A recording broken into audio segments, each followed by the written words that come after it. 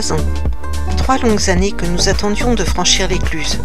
La petite boule au ventre, les larmes aux yeux.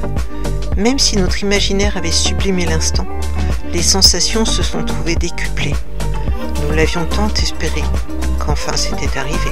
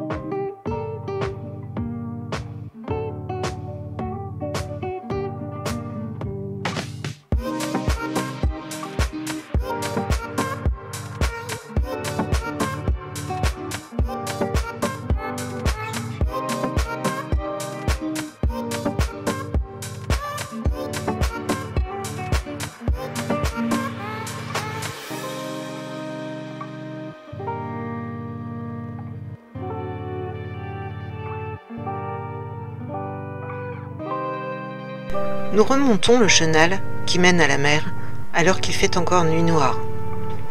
Les bouées se succèdent. Le silence est juste troublé par le bruit du moteur qui ronronne comme un félin. Nous progressons doucement mais sûrement.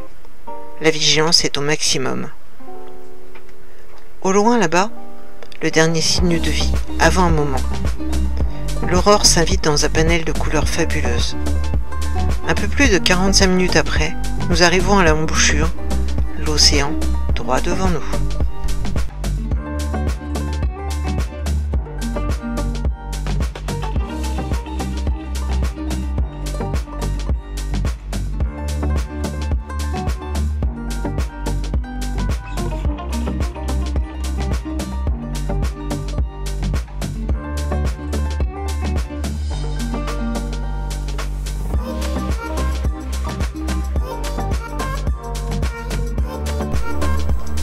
Traverser le mythique golfe de Gascogne. Quelle aventure!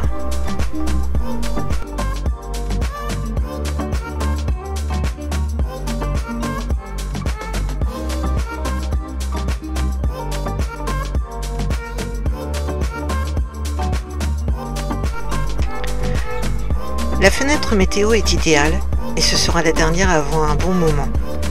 Un vent arrière et une légère houle à peine ressentie.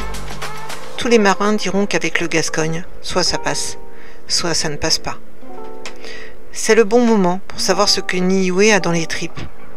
Voilà longtemps qu'il n'a pas navigué, le pauvre. Pour lui comme pour nous, c'est un bon exercice pour savoir si notre aventure ensemble sera viable ou pas dans la durée. Décisif quoi qu'il en soit, car dans tout ça, nous ne savons pas encore si nous irons jusqu'au bout de notre projet, ni même si nous aurons envie de continuer à naviguer.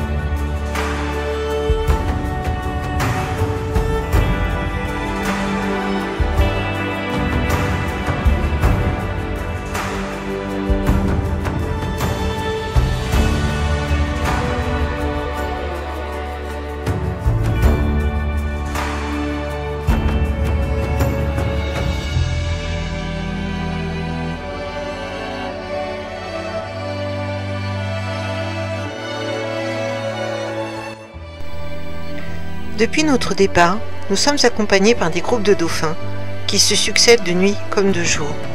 Les observer est un cadeau offert par Dame Nature et nous le prenons toujours comme un présent inestimable.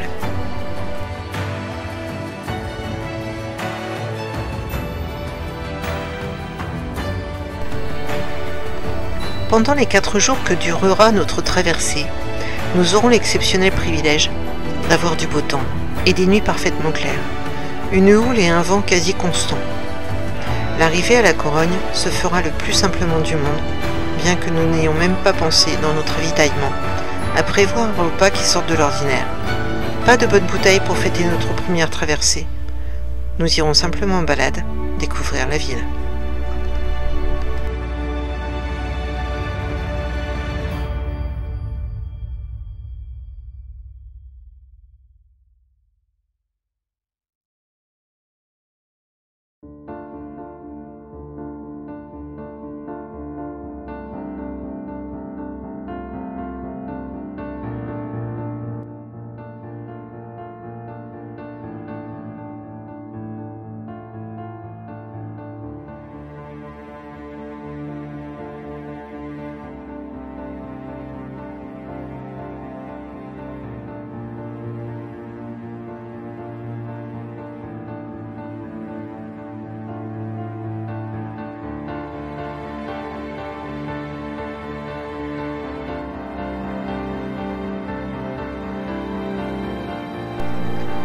Starlink aura été source de déboires et dans la foulée s'est ajouté mon fournisseur de téléphonie mobile, Orange pour ne pas le citer. À l'heure de la parution de cette vidéo, rien n'est réglé malheureusement, ni avec l'un ni avec l'autre, ce qui est déplorable.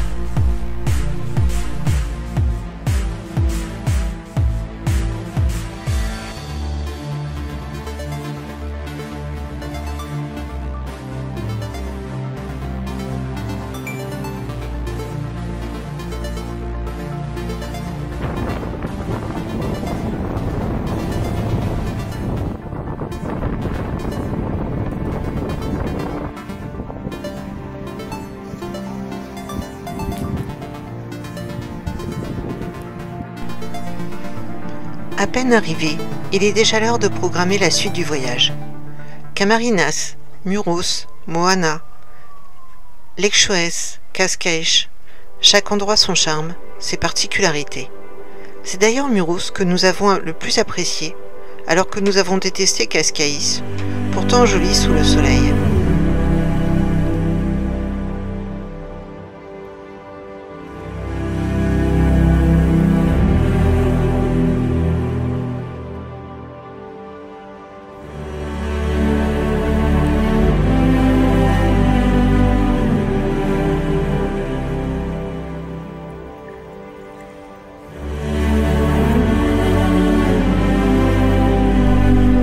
Lors de l'une de nos escales, et alors que nous avions une fuite à réparer, à l'arrière du bateau, un dauphin est venu près de notre annexe. Au départ, nous avons cru qu'il s'était retrouvé piégé dans la mare. Puis, nous avons réalisé après coup qu'il souhaitait simplement le contact. Un contact privilégié, donné à une petite Espérance, qui avait fait le souhait auprès de ses parents de caresser un jour un dauphin. Pour mon compagnon, qui conservait dans son cœur l'espoir d'approcher de près l'un de ces merveilleux cétacés, son rêve s'est réalisé.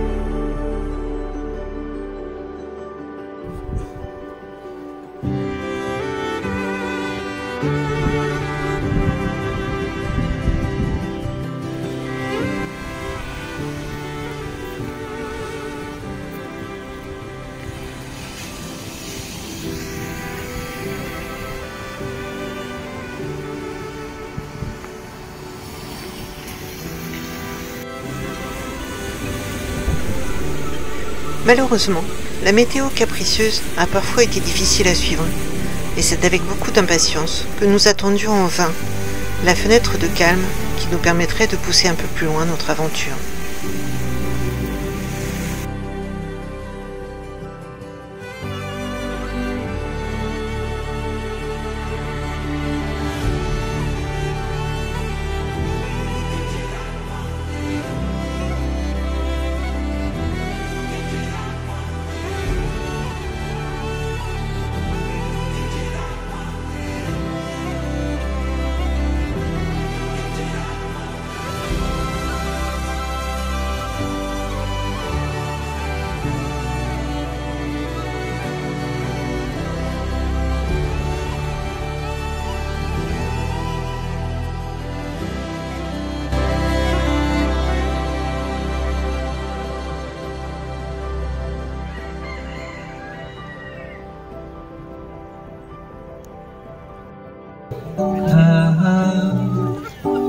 A beleza que existe, a beleza que não é só minha, que também passa sozinha. Ah, se ela soubesse.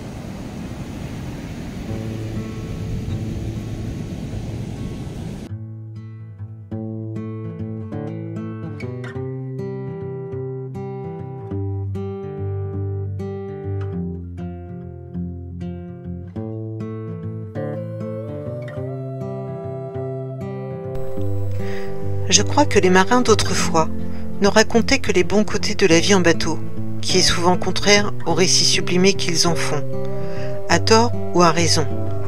Leurs histoires exercent malgré tout une fascination ressentie par un public en quête d'évasion et de liberté. Cela démontre également qu'il est possible de vivre différemment de son voisin, à partir du moment où l'on est curieux et que l'on n'hésite pas à sortir du moule commun.